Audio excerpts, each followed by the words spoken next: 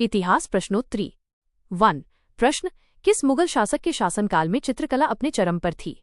उत्तर, जहांगीर। विस्तार, जहांगीर स्वयं एक महान कला पारखी थे और उनके शासनकाल को मुगल चित्रकला का स्वर्ण युग माना जाता है। 2। प्रश्न, व्यपगत का सिद्धांत डॉक्ट्रिन ऑफ लैप्स को ब्रिटिश भारत के किस गवर्नर जनरल ने लागू किया था? उत्तर, लॉर्ड डलहौजी।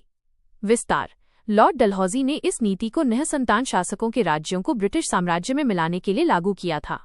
3। प्रश्न, किस चीनी यात्री ने गुप्त काल के दौरान भारत का दौरा किया था? उत्तर, फाहियान। विस्तार, फाहियान ने चंद्रगुप्त द्वितीय विक्रमादित्य के शासनकाल के दौरान भारत का दौरा किया। 4। प्रश्न, पानीपत की तीसरी लड़ाई किस वर्ष लड़ी गई थी? उत्तर, 1761।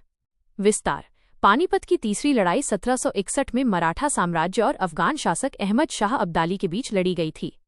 5। प्रश्न, किस मुगल सम्राट के शासनकाल को स्थापत्य कला का स्वर्ण युग कहा जाता है?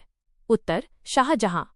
विस्तार, शाहजहां ने ताजमहल, लाल किला और जामा मस्जिद जैसी भव्य इमारतों का निर्माण करवाया, जिससे उनके शासनकाल को स्थापत्य कला का स्वर्ण युग कहा गया।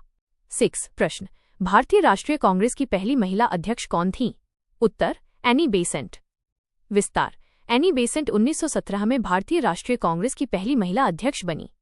7। प्रश्न, किस मुगल सम्राट के शासनकाल में ईस्ट इंडिया कंपनी ने भारत में अपना पहला कारखाना स्थापित किया? उत्तर, जहांगीर। विस्तार, जहांगीर ने 1613 में सूरत में अंग्रेजों को अपना पहला स्थायी कारखाना स्थापित करने की अनुमति दी। 8। प्रश्न, किस मुगल सम्राट को जिंदा पीर, जीवित संत के नाम से भी जाना जाता था?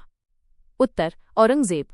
विस्तार, औरंगजेब अपने कट्टर धार्मिक विचारों और सादगीपूर्ण जीवन शैली के कारण जिंदा पीर कहलाते थे। 9। प्रश्न, भारत में भारत छोड़ो आंदोलन के दौरान करो या मरो का नारा किसने दिया था? उत्तर, महात्मा गांधी। विस्तार, महात्मा गांधी ने 1942 में भारत छोड़ो आंदोलन के दौरान ये निर्णायक नारा दिया था।